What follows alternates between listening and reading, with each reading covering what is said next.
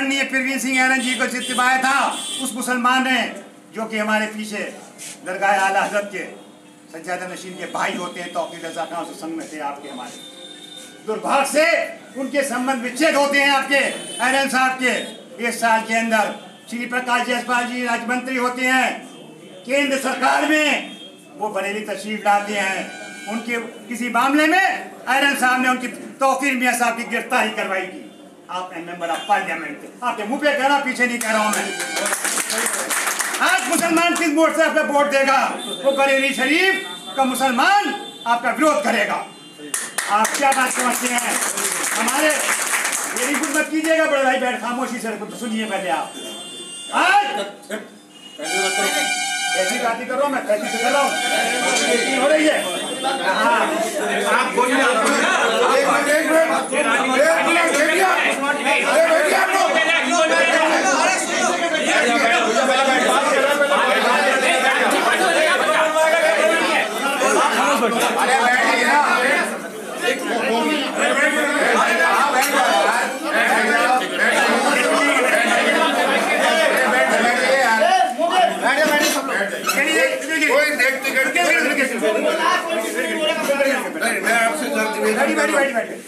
चलिए मैं आप लोगों से ये बात नहीं ये टिप्पणी मैंने की है कि छूटे जाए, बस इतनी बात छूटे जाता हूँ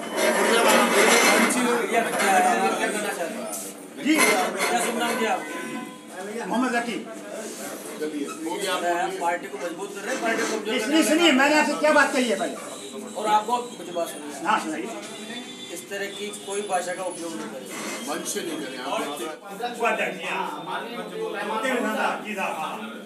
और हमारे बीच में जनाब ये कहने जा रहे हैं कि आज हमारे बीच में जो मार्गदर्शित करने वाले लोग आए हैं उनसे मेरा अनुरोध है। आदरणीय कांग्रेस अध्यक्ष राहुल गांधी जी ने मुझ जैसे कार्यकर्ता को राष्ट्रीय सचिव बनाकर उत्तर प्रदेश के अंदर ज्योतिरादित्य सिंधिया जी के साथ में सह प्रभारी के रूप में पश्चिमी यूपी के अंदर नियुक्त किया है। उसी के तहत मैं अभी मेरे दौरे के ऊपर निकला हूं, जिसके अंदर मैंने रामपुर, बरेली, बदायूं और संभल का दौरा करना है। आज मैं आप सब लोगों के बीच में बरेली के अंदर पहुंचा हूं, कार्यकर्ताओं से मिलने, कार्यकर्ताओं के मन की बात जानने, इनके मन में जो गुबार है उनके गुबार और इनकी पीड़ा को सुनने के लिए कि ये गठबंधन के बारे में क्या चाहते हैं, ये आने वाले लोकसभा चुनाव को किस तरह से लड़ना चाहते हैं, किसको अपने बीच में प्रत्याशी देखना चाहते हैं, इनकी सब भावनाओं को जानने के लिए मैं इनके बीच में पहुँचा और इनकी जो भी भावना है व्यक्तिगत रूप से इनसे मिल के इनके जो मन की बात है वो राहुल गांधी जी तक पहुँचा कर और इनकी भावनाओं के अनुरूप निर्णय कराने का काम करेंगे।